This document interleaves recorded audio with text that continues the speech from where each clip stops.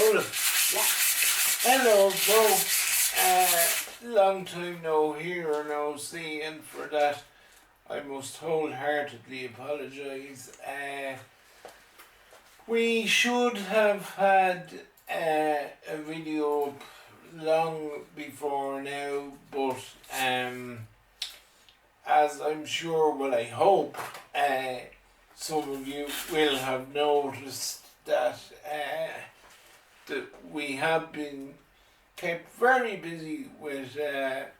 having fresh material to go up on the site at least once a day. I think I checked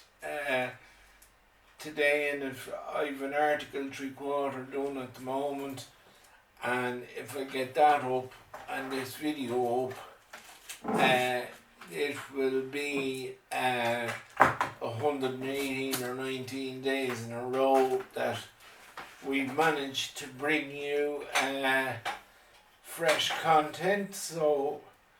we must be doing something right. When last we did a video of this nature, which I honestly can't remember when it was, it could be 2 weeks ago or 3 weeks ago, because as I was saying, we've had that much. Now, I'm not complaining, it's a great complaint to have. We've had that much fresh material to keep going with on the site, that I've been able to post fresh content for, I don't know, it's either 118 or 119 days in a row, which, yes, it's a lot of work, but I am by no means complaining, because I would consider it a great position to be in, and a position that I'm under no illusions that I'm only in because of my dearest darling Susie, who is just to my right here doing something on the laptop to keep what I was doing going just while I was recording. Now, to get back onto point, so to speak, the last time I think I did a work video as distinct from a DriveThru sports video, I was working on this here number plate. I think the last evening I posted a video when I was doing a bit of work rather than a DriveThru Sports weekly one, because this was an old number plate that Susie picked up in one of the value shops. I know back in the day, and I'm showing my age here, back in the day they were called pound shops or whatever, but she picked it up for Halloween, and whenever I recorded that particular video, something come up in conversation between us about Christmas decorations, and rather than, now, she did go out and buy some new stuff, which you will see in still photos at the end of the video, but between the two of us, we got a notion into our heads that I could perhaps recondition the Halloween sign into a Christmas one. Now, I had on that video, whenever it was, and it feels like that long ago that it's ridiculous, but on that particular video I had started to sand it, and between one thing and another we never did get round to finishing it off. So using a method that we've only thought of using in the last week or 10 days ago, and why we didn't think of it long before now I don't know. What we do is we bring out the tray or trolley or whatever you want to call it, which I normally have beside my bed, and excuse me folks, I also apologise for the printer. which I normally have beside my bed, and it actually gives me more room to work on than working on the dream board of the sink would. I should also at this point in time apologise for the background noise, which some of you may have guessed or may not was actually the printer knocking out a few sheets of something or other. But I suppose it's not it's not a bad situation to have a printer rumbling and have 2 or 3 jobs ongoing at the same time. A busy office is never a bad thing. I would much rather it be that way than all the machinery and the man supposed to be using it lying idle. So I'm just going to get on and give this another go of sandpaper, and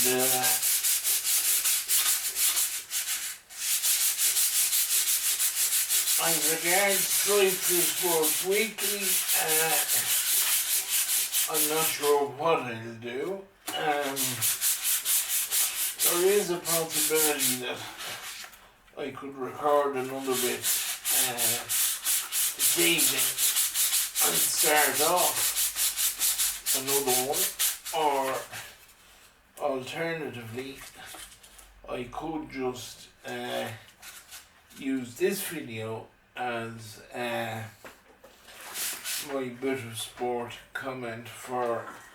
this week, because there's been that much going on that while I'm usually fairly well able to stay on top of all that's happening, for a couple of different reasons it's just been a bit of a haywire week. But I am actually just before I came on air to record this, I'm actually in the process of writing a piece about the segment of last Sunday game with Andy McEntee and Pat Gilroy. Now, as you will see in the article when I have it finished, Gilroy is actually a man I would have a lot of time for in many ways, in that he well, as some people will know, some won't, he was an exceptionally successful businessman who, as well as making a huge success out of his own business, used his business acumen to, I believe anyway, play a leading role in catapulting St. Vincent's back up into the higher echelons of not only Dublin football, but football on a provincial and national basis as well. You know, as I was saying, Pat Gilroy, very, very successful man of business. I believe played at fairly leading role in bringing St Vincent's back to the pinnacle of club football, not only in Dublin but in Leinster and Ireland as well. On top of that, which I will admit I had forgotten about, he did of course manage the Dublin Hurlers for a period as well now,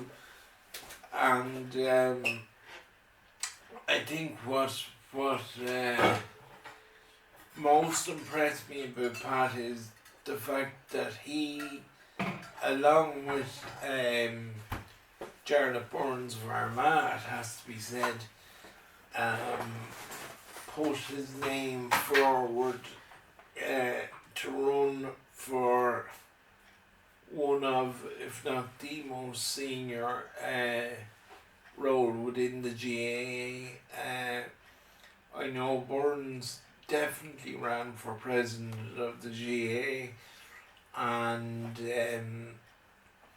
I think Pat Gilroy may have been interested in the role, or if it wasn't that, it was certainly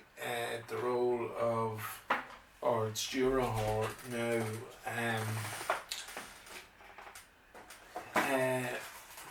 Unfortunately, but not surprisingly, knowing how the GAA works and how GAA bureaucracy works, neither man were successful in their attempts to break into the golden circle, as it was. But I could totally understand in one way why Pat Gilroy was the man chosen to, I was going to say debate, but it wasn't really a debate as such, with Andy McEntee on the Sunday game the other evening, because essentially what Pat turned out to do was what I was sort of half afraid of it may end up. Pat basically delivered a party political broadcast on behalf of Dublin GAA, and for some reason felt that it was an opportune time to highlight that Dublin could in fact do with even more funding, which I found to be absolutely bizarre when, to my understanding anyway, the focus of the discussion was to decipher how Dublin's stranglehold on inter-county football in the province could be slackened to some degree. Now, I will say this, that it's certainly not up to Dublin to change anything they're doing. Indeed, one can only respect and admire what they're doing, and you know, I'm left thinking of the old saying that a picture paints 1,000 words, and you know, I think anyone that has, unless they've been living on another planet for the best part of the last decade, need only look around them to see what the investment in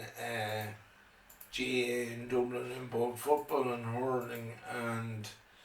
indeed ladies football and camogie as well, what that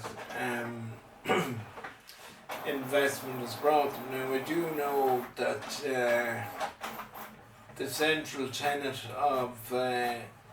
Andy McEntee's contribution the other night, when he eventually got a word in edgeways to make his contribution, was basically revolving around funding. Now, not so much, or at least this is how I read it anyway, and look, again, this is only my opinion and interpretation of it. Everyone's entitled to their own, I suppose, but the way I was reading it was that Andy was basically, as I say, basing his analysis and proposed strategy for going forward around funding, and I would have thought it was more how counties spend the funding they do have, rather than bemoaning the fact that one county is getting this and why are we not getting that and all this sort of thing. I think that unless and until every county gets their own house in order, that until counties do that, there's actually no chance of anybody getting anywhere, because as John Costello, the chief executive of the Dublin County Board, said, well, I think it's about 2 or 3 years ago, Dublin can't be expected to stop doing what they're doing. They're only looking after their own interests, or whatever way one wants to put it, and to a certain extent it's up to every other county to. Now granted, sorry folks, the battery just kicked out of me there while I was in full flow, so to speak. So I was just, I think before I got cut off, saying about John Costello, the CEO of the Dublin County Board,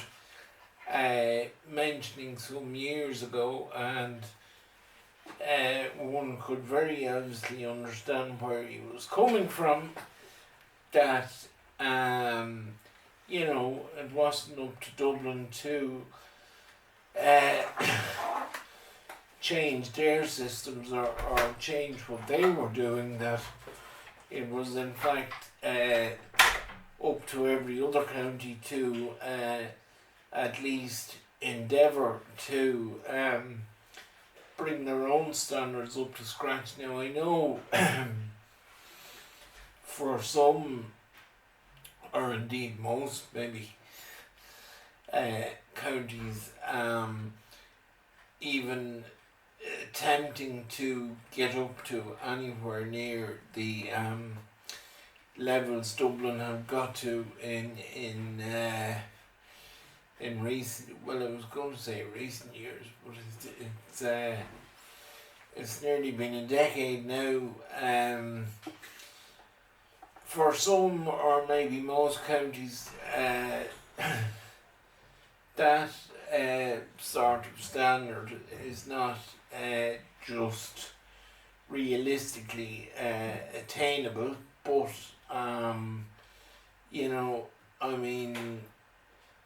some degree of structural improvement or development is surely the only way forward as regards giving a county team a chance of even, well, improving their lot, shall we say, without even looking at where Dublin are at. I'm reminded of an old saying somebody told me about once, that if you aim for the stars, you might catch a cloud. And I think that to a certain extent, everything in the GA now at the moment is relative. I look at Meade's situation, right. There's no point in trying to disguise the fact that the Leinster final was a distressing, upsetting experience for everyone involved, and I include fans in that also. But Meath certainly weren't the first team to be on the wrong end of pacing like that against Dublin, and I'm pretty well sure they won't be the last either. But the point here is that Dublin, as far as can be seen, aren't going to be coming back to the pack anytime soon. So it's actually up to the rest of the field, as it were, to make up the distance that has been broken out between Dublin and the rest. That's why I think, getting back to the debate between Pat Gilroy and Andy McEntee, well, I'm being extremely generous there. I think calling it a debate, because Pat sort of hogged the limelight for his side of the story for a good while, and he was repeatedly emphasising the point that there were only, and I put that in inverted commas, that there were only 39,000 people participating in Dublin, and that they still needed more funding in order to hit parts of the county and city that they still hadn't managed to spread their gospel to, as it were. But when one considers all the success which they have achieved, and look, this is not about begrudgery or me or anybody else for that matter being bitter about Dublin or towards Dublin. The onus, I would feel, is on all the other counties to get their own houses in order, and at least make some sort of an indentation on the fortress which Dublin appear to currently have constructed around both Gaelic football and ladies football, and they've made significant progress in hurling and camogie as well. But getting back to the more relevant case in point, I would feel that, my understanding of it was anyway, that the basis of Andy McEntee's contribution the other night, when he eventually did get a word in edgeways to make it, was that yes, it revolved around funding, and funding would naturally enough be central to what any county was able to do as regards further developing their status within the game, but as well as, you know, what if you want to call it extra funding, I think some of that has to be looked at too, into how whatever funding is already there is actually spent and being spent. Before the programme aired on Sunday night, I came across an article in one of the Sunday papers. Now, I must dig it out and have a read of it again before the weekly run to the paper bin is done, but in the particular article it said that what Dublin are the run of unprecedented success that Dublin are currently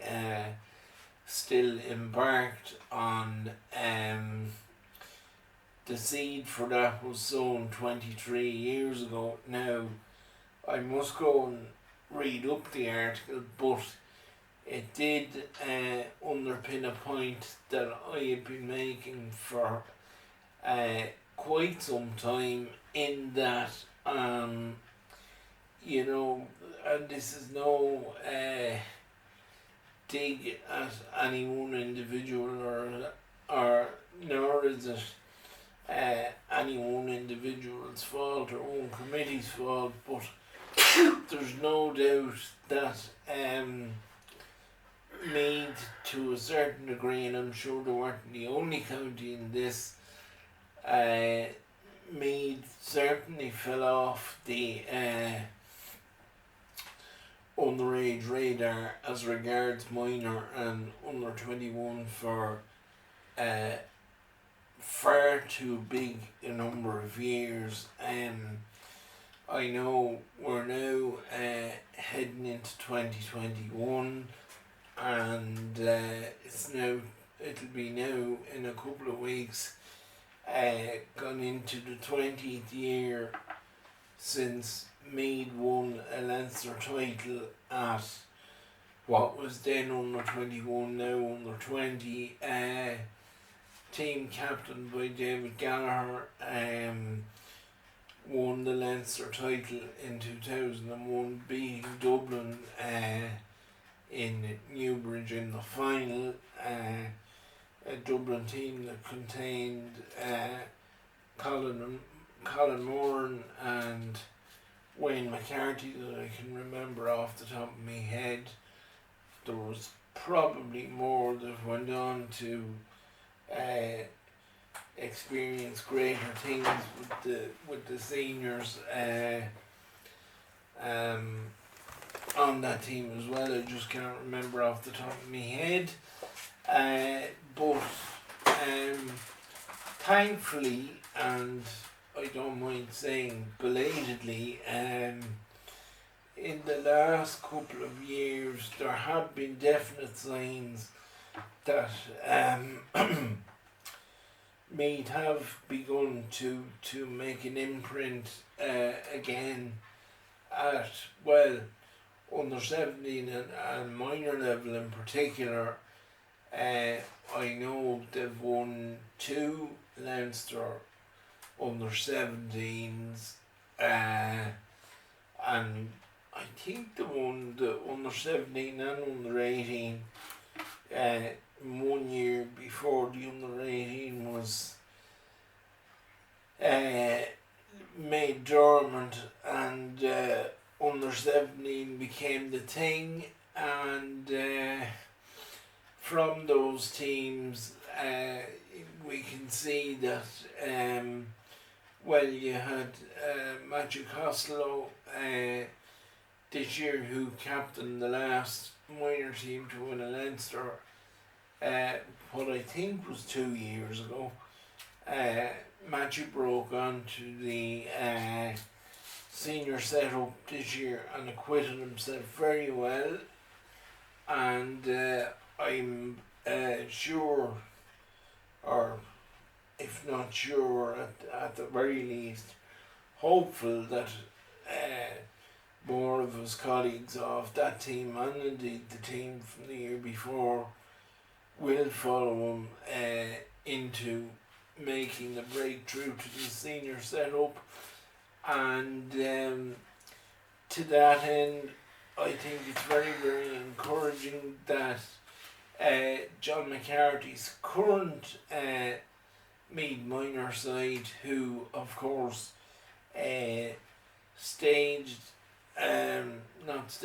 enjoyed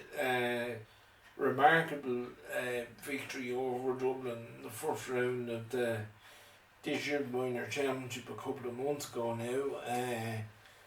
They beat the Blue and Navy by 115 to 7 points in Park Tolson. Now those lads actually tackle Westmeath this coming Saturday in the Leinster quarter final in Navan at 12:30. With the minor competition for the current year, the same as the senior in football, reverting to straight knockout this year, with them having already disposed of Dublin. One would be quietly hopeful that the lads could maybe string another performance or two together and shorten the winter and give an early start to the spring, please God, because I know if they were lucky enough to qualify for a Leinster final, I know it's fixed for the 3rd of January, so that would be a great start to the new year. But for now, anyway, we wish them well for Saturday, and hopefully they'll get the job done on home soil again and give us another couple of weeks of something to look forward to over the Christmas. But I know this started out as a bit of a DIY video, and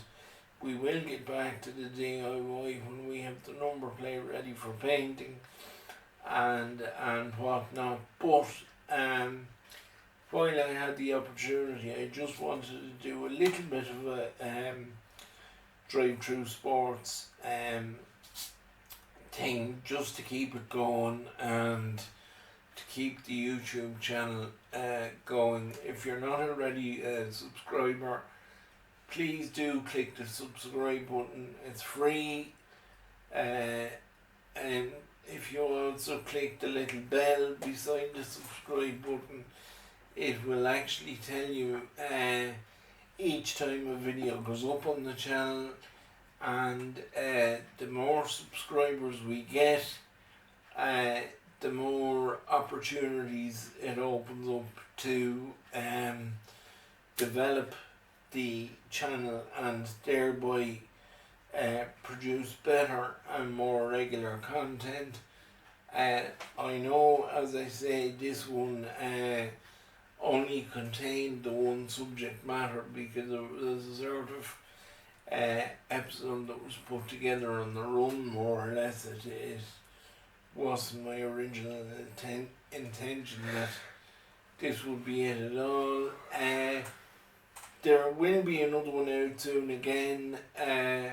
possibly and hopefully after the minor match on Saturday, because what I want to do, as well as the minor football, what I also want to do is have a little bit of a chat about the darts, the World Championship darts, which start next Tuesday in the Alexandra Palace in London at 6 o'clock, as Susie rolls her eyes to heaven because she knows she won't get me away from the telly for the best part of 3 weeks. But I want to have a chat about the darts, and hopefully we'll be in a good position to look forward to the Mead Myers next outing as well. For now, folks, that will do is just to give you a bit of an update and let you all know I'm still in the land of the living, and that thankfully I'm very proud to say that Boylan Talk Sport is going from strength to strength. All thanks to you guys. Without your support there'd be no point in me doing it, and I wouldn't have the heart to do it, so 100,000 thanks to you all. That'll do me for now, and I will check in with you either over or after the weekend.